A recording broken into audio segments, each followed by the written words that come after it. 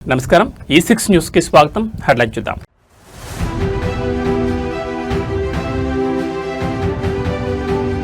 Traffic కష్టాలకు AI check, కృత్రిమ మేధస్సుతో నగరాల స్మార్ట్ మేనేజ్మెంట్, సీఎం ఆదేశం.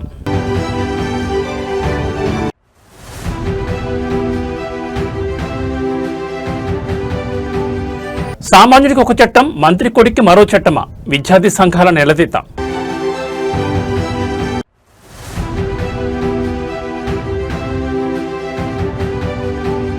అనవసర ఖర్చులకు చెక్ పెట్టాల్సిందే, మంత్రులు వీవీఐపీలకు చంద్రబాబు కీలక ఆదేశం.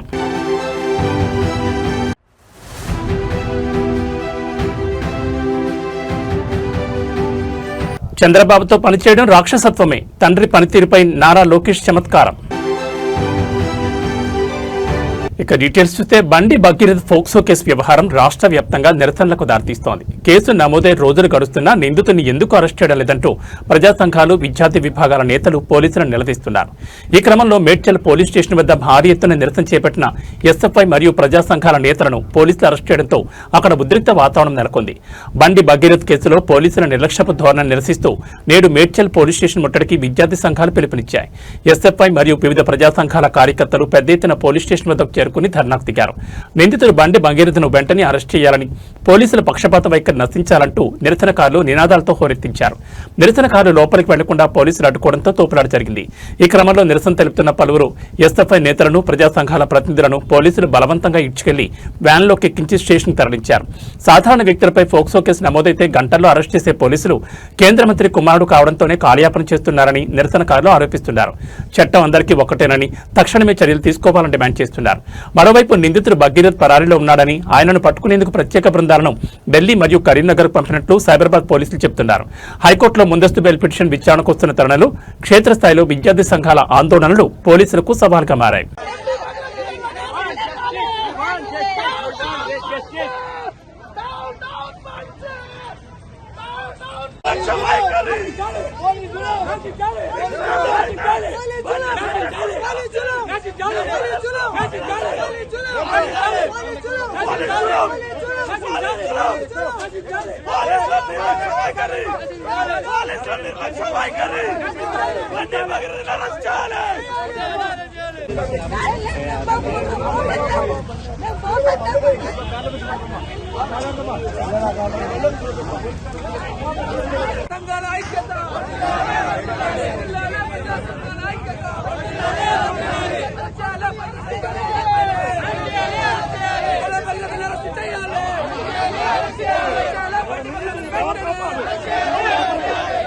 తెలంగాణ భవిష్యత్తును మార్చేలా ముఖ్యమంత్రి రేవంత్ రెడ్డి భారీ ప్రణాళికలు సిద్ధం చేశారు. కేవలం హైదరాబాద్కే పరిమితం కాకుండా రాష్ట్ర వ్యాప్తంగా అభివృద్ధిని విస్తరించేందుకు మెగా గ్రోత్ కారిడార్లకు శ్రీకారం చుట్టారు.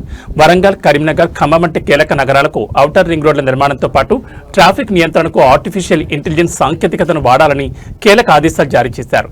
రాష్ట్ర అభివృద్ధిపై సచివాలయంలో నిర్వహించిన సమీక్ష సమావేశంలో ముఖ్యమంత్రి పలు సంచలన నిర్ణయాలు తీసుకున్నారు. హైదరాబాద్ తరహాలోని రాష్ట్రంలోని ప్రధాన నగరాలైన వరంగల్, కరీంనగర్ మరియు ఖమ్మం నగరాల్లో ఔటర్ రింగ్ రోడ్ల నిర్మాణం చేపట్టాలని అధికారులను ఆదేశించారు. దీనివల్ల ఆయా నగరాల విస్తరణ వేగంగా జరుగుతుందని సీఎం భావిస్తున్నారు. పర్యాటక మరియు ఆధ్యాత్మిక ప్రాంతాలను కలుపుతూ ప్రత్యేక కారిడార్లను రూపకల్పన చేయాలని సూచించారు. క్లస్టర్ల వారీగా పరిశ్రమలు, ఐటీ రంగాన్ని ప్రోత్సహించేలా కొత్త కారిడార్లు రానున్నాయి. పట్టణంలో నానాటికి పెరుగుతున్న ట్రాఫిక్ సమస్యకు పరిష్కారంగా AI సాంకేతికను వినియోగించాలని నిర్ణయించారు. సిగ్నలింగ్ వ్యవస్థ నుండి వాహనాల పర్యవేక్షణ వరకు కృత్రిమ మేధస్సును జోడించి స్మార్ట్ సిటీలుగా తీర్చిదిద్దాలని లక్ష్యంగా పెట్టుకున్నారు. RRR వెంబడి కూడా గ్రోత్ సెంటర్లను ఏర్పాటు చేసి స్థానికులకు ఉపాధి అవకాశాలు పెంచేలా ప్రణాళికలు సిద్ధం చేయాలని అధికారులను కోరారు. ముఖ్యమంత్రి తీసుకున్న నిర్ణయాలతో తెలంగాణలోని ద్వితీయ శ్రేణి నగరాలు త్వరలోనే గ్లోబల్ సిటీలుగా రూపాంతరం చెందనున్నాయి.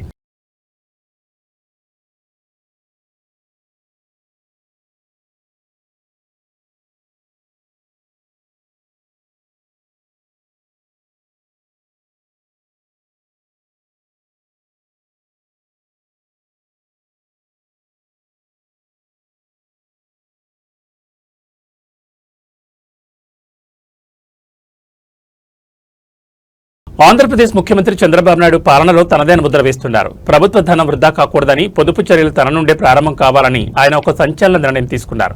తన కాన్వాయ్లోని వాహనాల సంఖ్యను భారీగా తగ్గించి సామాన్య ప్రజలకు ఇబ్బంది కలగకుండా ప్రభుత్వానికి ఖర్చు తగ్గించేలా అడుగులు వేస్తున్నారు. రాష్ట్ర ఆర్థిక పరిస్థితిని దృష్టిలో ఉంచుకుని అనవసర ఖర్చులకు చెక్ పెట్టాలని ముఖ్యమంత్రి నిర్ణయించారు. సాధారణంగా ముఖ్యమంత్రి కాన్వాయ్లో డజనుకు పైగా వాహనాలుంటాయి. అయితే నేడు చంద్రబాబు కేవలం 4 వాహనాలతోనే సచివాలయానికి వెళ్లడం విశేషం. తన వెనుక వచ్చే భారీ కాన్వాయ్ వల్ల ట్రాఫిక్ సమస్యలు తలెత్తున్నాయని గుర్తించిన ఆయన భద్రతా సిబ్బంది కోసం ప్రత్యేకంగా ఒక ఏసీ బస్సును ఏర్పాటు చేశారు. సిబ్బంది అందరూ ఆ బస్సులోనే ప్రయాణించేలా ఆదేశాలు ఇచ్చారు. వాహనాల సంఖ్య తగ్గడం వల్ల ఇంధన ఖర్చు తగ్గడంతో పాటు భద్రతా నిర్వహణ మరింత సులభతరం కానుంది. వీవీఐపీ మూవ్మెంట్ల సమయంలో గంటల తరబడి ట్రాఫిక్ నిలిచిపోకుండా ఉండేందుకు ఈ నిర్ణయం ఎంతగానో దోహదపడుతుందని విశ్లేషకులు భావిస్తున్నారు. పొదుపు విషయంలో తాను చెప్పడమే కాదు, చేసి చూపిస్తానని చంద్రబాబు నాయుడు మరోసారి నిరూపించారు. ముఖ్యమంత్రి తీసుకుని ఈ నిర్ణయంపై సర్వత్రా ప్రశంసలు వెల్లువెత్తుతున్నాయి. 4 వాహనాలు ఆయన సచివాలయానికి వెళ్తున్నారు. ఇక జిల్లా పర్యటనతో పాటు ఎక్కడికి వెళ్ళినా ఇదే విధంగా ఆయన ప్రయాణించబోతున్నారు. ఎందుకంటే ప్రధాని పిలుపు నేపథ్యంలో వాహన శ్రేణిని తగ్గించుకోవడం, ఇంధన పొదుపులో భాగంగానే ముఖ్యమంత్రి ప్రత్యేక కాన్వాయ్లో 4 వాహనాలతో ఆయన వెళ్తున్నటువంటి దృశ్యాలు మనం చూస్తూ ఉన్నాం. ప్రత్యేకంగా ముఖ్యమంత్రి దగ్గర నుండి మంత్రులు, డిప్యూటీ సీఎం అందరూ కూడా ఈ విధంగా చేయడం ద్వారా ప్రజల్లో ఒక చైతన్యం తీసుకురావడం, ముఖ్యమంత్రి నుండి ఇది ప్రారంభించి కేంద్ర మంత్రి బండి సంజయ్ కుమార్ బండి భగీరథ్ చుట్టూ ముచ్చు బిగిస్తోంది. ఆయనపై నమోదైన ఫోక్సో కేసులో ముందస్తు బెయిల్ కోరుతూ దాఖలైన పిటిషన్ కాసేపట్లో తెలంగాణ హైకోర్టులో విచారణ రానుంది. పోలీసుల దర్యాప్తు ముమ్మరంగా సాగుతున్న తరుణంలో కోర్టు ఎలాంటి నిర్ణయం తీసుకుంటుందనే అంశం ఇప్పుడు రాజకీయ వర్గాల్లో హాట్ టాపిక్ గా మారింది. బండి భగీరథ్ పై నమోదైన కేసు వ్యవహారం ఇప్పుడు న్యాయస్థానానికి చేరింది. ఈ పిటిషన్ను జస్టిస్ మాధవి బెంచ్ కాసేపట్లో విచారించనుంది. ఇప్పటికే నిందితులు పరారీలో ఉన్నట్లు వార్తలు వస్తున్న నేపథ్యంలో ఈ ముందస్తు బెయిల్ పిటిషన్ అత్యంత కీలకంగా మారింది. గతంలో జరిగిన ఒక గొడవకు సంబంధించిన వ్యవహారంలో ఒక మైనర్ పట్ల అనుచితంగా ప్రవర్తించారనే ఆరోపణలతో భగీరథ్ పై ఫోక్సో చట్టం కింద పోలీసులు కేసు నమోదు చేశారు. పోలీసులు తనను అరెస్ట్ చేసే అవకాశం ఉందని, అందుకే ముందస్తు బెయిల్ మంజూరు చేయాలని భగీరథ్ తరపు న్యాయవాదులు కోర్టును కోరుతున్నారు. ఈ కేసును రాజకీయ కోణంలోనే పెట్టారని బండి సంజయ్ వర్గీయులు ఆరోపిస్తుండగా చట్టం తన పని తాను చేసుకుపోతుందని అధికార పార్టీ నేతలు స్పష్టం చేస్తున్నారు. ముందస్తు బెయిల్ మంజూరవుతుందా లేక పిటిషన్ కోర్టు తిరస్కరించిందా అనేది మరికొద్ది సేపట్లో తేలిపోనుంది.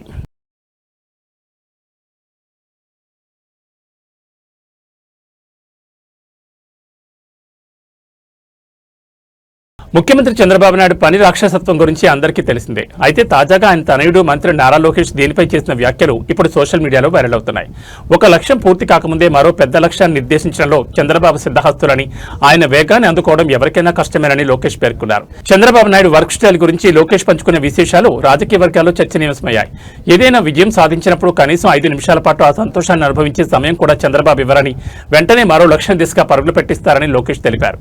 ప్రధాని మోడీ ఇంటికి వచ్చి వెళ్లిన వెంటనే తాను సింగపూర్ వెళ్లాల్సి వచ్చిందని, అక్కడి నుంచి ఢిల్లీ, అస్సాం, ఆపై విజయవాడను ప్రయాణించాల్సి వచ్చిందని తన షెడ్యూల్ గురించి వివరించారు. కేవలం 4 గంటల ప్రయాణ వ్యవధిలోనే 22 కీలక అంశాలపై చంద్రబాబు ఆదేశాలు ఇచ్చారని, వాటిని వెంటనే ఫాలో అప్ చేయాలని నిర్దేశించారని లోకేష్ చెప్పుకొచ్చారు. నిరంతరం ప్రజాసేవ, అభివృద్ధి కోసం పరితపించి ఆయనతో పనిచేయడం చాలా కష్టమని, కానీ ఆ శ్రమ రాష్ట్ర భవిష్యత్తుకు ఎంతో అవసరమని లోకేష్ అభిప్రాయపడ్డారు.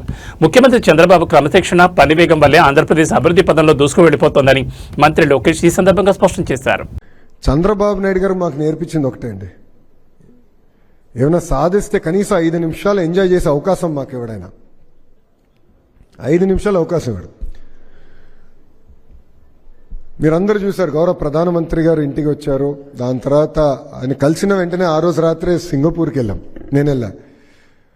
మాకు వర్కింగ్ గ్రూప్ ఉంది సింగపూర్ మంత్రి గారితో. ఆ మీటింగ్ పెట్టుకున్న తర్వాత తిరిగి ఢిల్లీకి వెళ్ళి గౌరవ ముఖ్యమంత్రి గారితో అస్సాంకి వెళ్ళా. 2 గంటల ఫ్లైట్. అస్సాం నుంచి మళ్ళీ విజయవాడకి వచ్చి 2 గంటల ఫ్లైట్. 4 గంటల్లో నాకు 22 పాయింట్స్ ఇచ్చారు ఫాలోఅప్ చేసాక. నేను అన్నా, సార్ మీతో పని చేస్తాం, చాలా కష్టమైన పని అని చెప్పా. కనీసం ఫ్లైట్ ఉంది, కొంచెం ఎంజాయ్ చేయనండి సార్, కొంచెం ప్రశాంతంగా భోజనం చేయనండి, పిచ్చపార్టీ డిస్కషన్ చేద్దాం. ఇదే రా పిచ్చపార్టీ డిస్కషన్ అని చెప్పాడు ఆయన. సో ఆయన ఏంటంటే, మేము ఎక్కడ రిలాక్స్ అవుతాం, మేము ఎక్కడ 25% ఆఫ్ ఇన్వెస్ట్మెంట్స్ ఆంధ్ర రాష్ట్రానికి వచ్చింది భారతదేశంలో, ఎక్కడ రిలాక్స్ అవుతాం అన్న భయంతో నెక్స్ట్ ఏంటి కంటిన్యూస్గా మమ్మల్ని పుష్ చేస్తున్నాం. రాష్ట్రంలో కాంగ్రెస్ ప్రభుత్వం అధికారంలోకి వచ్చిన తర్వాత పరిస్థితులు దారుణంగా మారాయని విపక్షాలు ధ్వజమెత్తున్నాయి. పాలనలో ప్రభుత్వం పూర్తిగా విఫలమైందని, ముఖ్యంగా రైతాంగం తీవ్ర ఇబ్బందులు ఎదుర్కొంటున్నారని నేతలు విమర్శలు గుప్పిస్తున్నారు. క్షేత్రస్థాయిలో రైతుల పరిస్థితిని చూస్తే తప్ప ముఖ్యమంత్రి రేవంత్ రెడ్డికి వాస్తవాలు అర్థం కావంటూ మండిపడుతున్నారు. తెలంగాణలో అధికార మార్పిడి తర్వాత హామీల అమలు మరియు పాలనా తీరుపై రాజకీయ దుమారం రేగుతోంది. కాంగ్రెస్ ప్రభుత్వం వచ్చిన ఈ కొద్ది కాలంలోనే అన్ని వర్గాల ప్రజలు అసంతృప్తితో ఉన్నారని, ప్రభుత్వ యంత్రాంగంపై పట్టు కోల్పోయిందని విపక్ష నేతలు ఆరోపిస్తున్నారు. ధాన్యం కొనుగోళ్లలో జాప్యం, గండి సంచలనం గిట్టుబాటు కొరత మరియు మద్దతు ధర అందకపోవడం వంటి అంశాలపై రైతులు ఆందోళన చెందుతున్నారు. క్షేత్రస్థాయిలో పర్యటిస్తేనే అన్నదాతల కష్టాలు తెలుస్తాయని ముఖ్యమంత్రికి హితవు పలుకుతున్నారు. ఏసీ గదుల్లో కూర్చుని సమీక్షలు చేస్తే సరిపోదు, పొలాల వద్దకు వచ్చి రైతు పరిస్థితి చూడండి అంటూ ప్రతిపక్షాలు ప్రభుత్వాన్ని నిలదీస్తున్నాయి. ఎన్నికల సమయంలో ఇచ్చిన గ్యారంటీలను అమలు చేయడంలో ప్రభుత్వం వెనుకబడిందని, కేవలం మాటలతో కాలయాపన చేస్తోందని విమర్శలు వినిపిస్తున్నాయి. ప్రభుత్వ తీరుపై వస్తున్న ఈ ఆరోపణలను కాంగ్రెస్ శ్రేణులు తిప్పికొడుతుండగా క్షేత్రస్థాయిలో మాత్రం రాజకీయ వేడి కొనసాగుతోంది. రైతుల పరిస్థితి ఎట్లా ఉంది? చాలా అసలు కఠినంగా ఉన్నది. కండిషన్ పెట్టినట్టు ఉంది రైతుకి.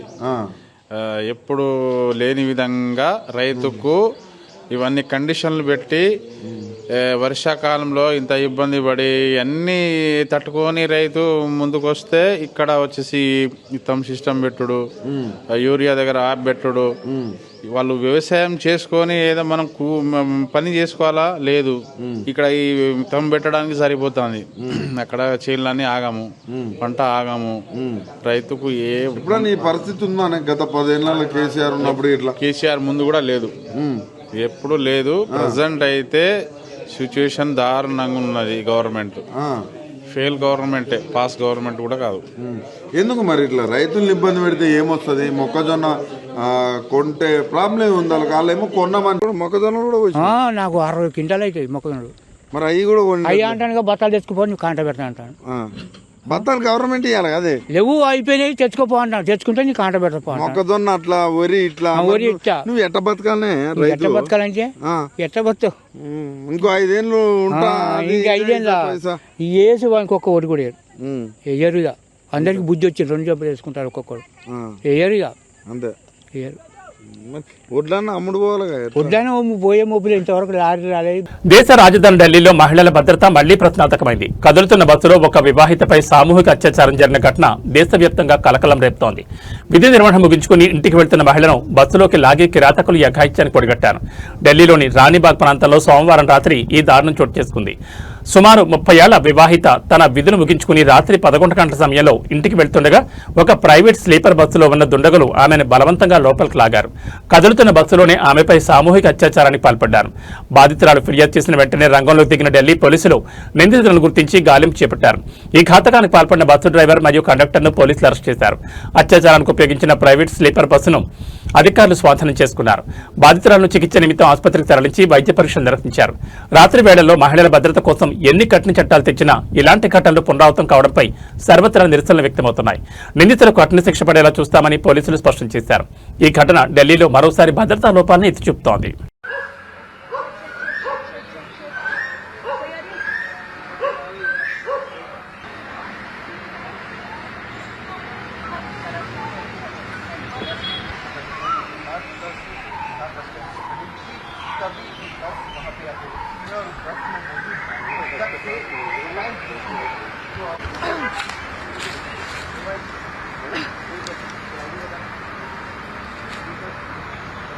मुझे 12 में अरे सर कोशिश करने वाले भी नहीं हो गया, खड़े हो जाते तो क्या మద్యం మత్తు మనిషిని ఎంతటి బాధ్యత రాహిత్యానికి గురిచేస్తుందో చెప్పేందుకు ఈ ఘటన నిదర్శనం.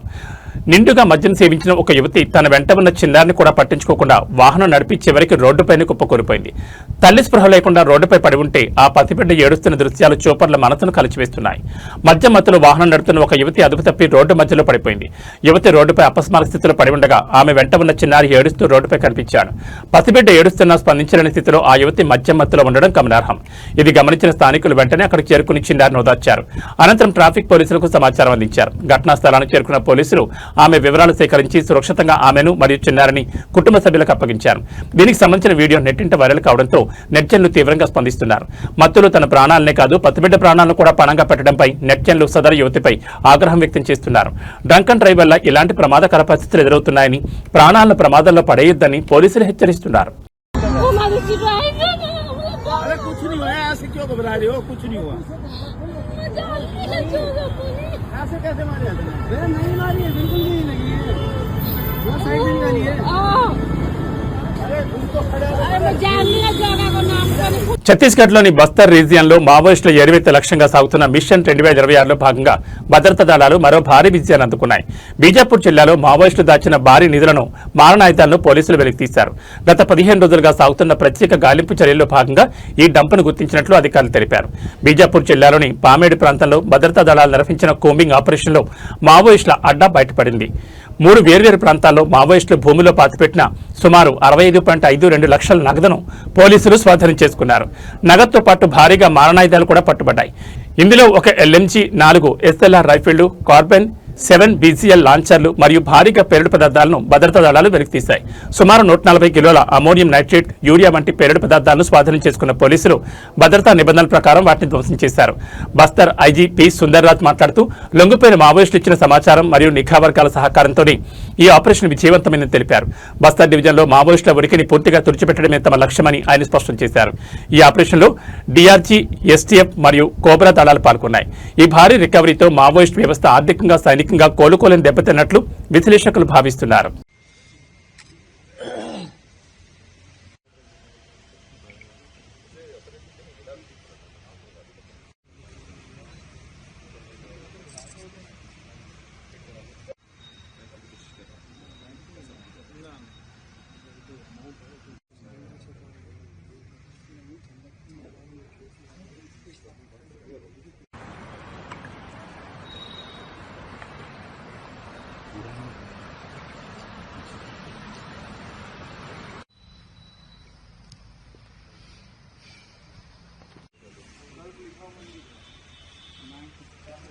मत गायब करना है देख लीजिए।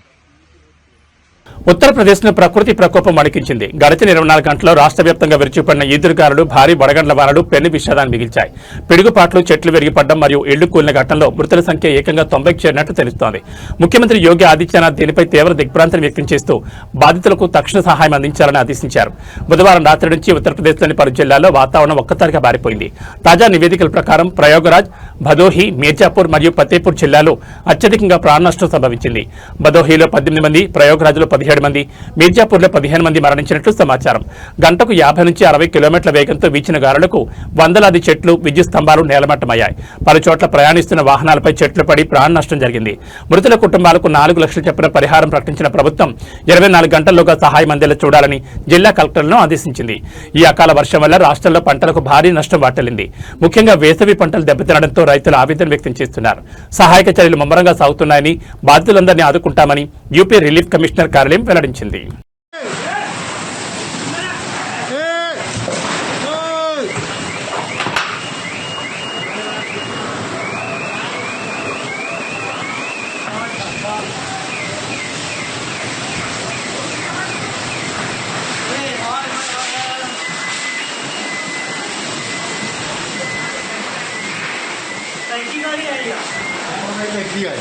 हम कहीं दिया है रामचंद्र तेरे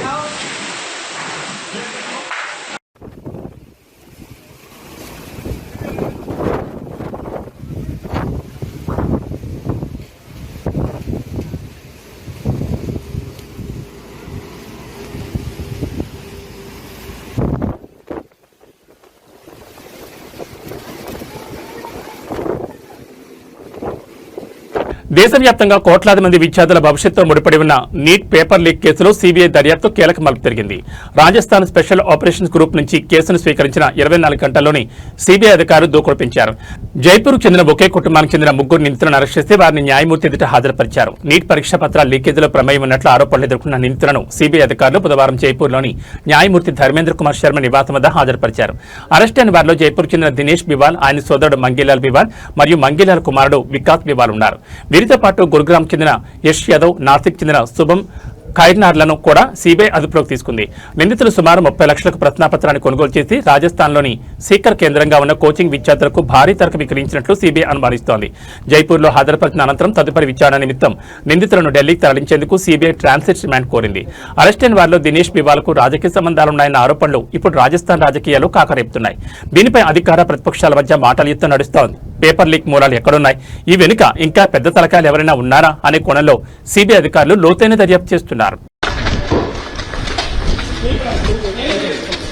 देखिए वही आरोपी जिन्हें पर्चे लिख के मामले में सीबीआई ने गिरफ्तार किया, पहले एसओजी की कस्टडी में थे और अब इन्हें वहाँ पर CBI ये देखिए ये 3 और ये 4 लोग हैं। इन चारों को यहाँ पर सीबीआई के स्पेशल जज के घर में पेश किया जा रहा है। सीबीआई के तमाम और एसओजी की इनसे लगातार जब इन पर पता लग गया कि ये जिस तरह से न्यूज पेपर लीक मामले को लेकर कार्रवाई की गई, उसके बाद तमाम आरोपियों को सीबीआई जो है मजिस्ट्रेट के दर पर लेकर आई है। आप वीडियो में देख सकते हैं तमाम लोगों को मजिस्ट्रेट के सामने पेश किया जा रहा है। పేదరికం పసిబిడ్డను పరాయి పాలు చేస్తుంది. కడుపున పుట్టిన బిడ్డను కంటికి రెప్పలా కాపాడుకోవాల్సిన తల్లిదండ్రులే ఆర్థిక ఇబ్బందుల నెపంతో ఆ చిన్నారిని 3 లక్షల రూపాయలకు విక్రయించారు. మెదక్ జిల్లా కొల్చారం మండలంలో వెలుగు చూసిన ఈ శిశు విక్రయ ఘటన కలకలం రేపుతోంది. అంగన్వాడీ సిబ్బంది అప్రమత్తతో ఈ దారుణం వెలుగులోకి వచ్చింది. కొల్చారం మండలం పోతిరెడ్డిపల్లి తాండాకు చెందిన దేవీసింగ్ శిరీష దంపతులకు ఇప్పటికే 3 ఆడపిల్లలున్నారు. ఈ ఏడాది మార్చి నెలలో శిరీష మెదక్ మాతా శిశు కేంద్రంలో 4వ ఆడబిడ్డకు జన్మనిచ్చింది. అయితే అప్పటికే ఉన్న 3 ఆడపిల్లలను పోషించడమే భారంగా మారడంతో 4వ సంతానాన్ని విక్రయించాలని ఆ దంపతులు నిర్ణయించుకున్నారు. మధ్యవర్తుల సహాయంతో సిద్దిపేట జిల్లా అల్లీనగర్ ప్రాంతానికి చెందిన సంతానం లేని కమలమ్మ లెంగయ్య దంపతులకు 3 లక్షలకు ఆ పసిబిడ్డను విక్రయించారు. ప్రసవం తర్వాత తల్లి వద్ద బిడ్డ లేకపోవడాన్ని గమనించిన అంగన్వాడీ సిబ్బందికి అనుమానం వచ్చి ఐసీడీఎస్ అధికారులకు సమాచారం అందించారు. అధికారులు తాండాలో విచారణ చేపట్టగా శిశు విక్రయం జరిగినట్లు నిర్ధారణ అయింది. ఐసీడీఎస్ అధికారుల ఫిర్యాదుతో రంగంలో దిగిన పోలీసులు శిశువు తల్లి, కొనుగోలు చేసిన దంపతులు మరియు ఈ వ్యవహారంలో కీలక పాత్ర పోషించిన మధ్యవర్తులతో సహా మొత్తం 9 మందిని అరెస్ట్ చేశారు. ప్రస్తుతం ఆ శిశువును అధికారులు రక్షించి శిశు గృహానికి తరలించారు. పేదరికం సాగుతో విక్రయాలు జరిగితే చట్టపరమైన చర్యలు తప్పవని పోలీసులు హెచ్చరిస్తున్నారు.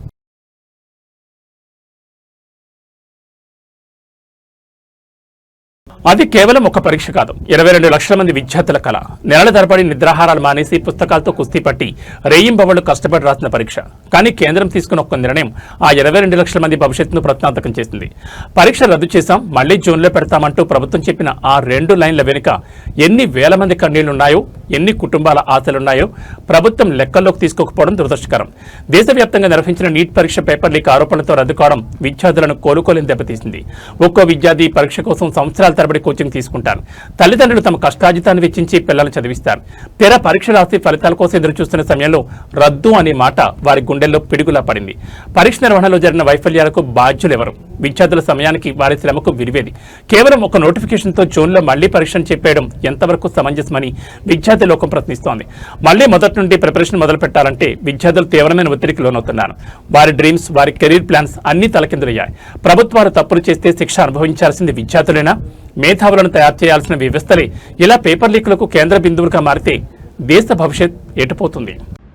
Hi, myself Vaishnavi, a girl who's aspiring to become a doctor to save the people of this nation.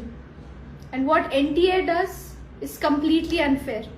There are 24 lakhs of aspirants and students who have given this paper on May 3rd. And now you announce that you want to cancel it off and give a re-NEET again. See, NTA, it doesn't make sense if you can't secure a piece of paper where there are soldiers guarding the borders to save our nation.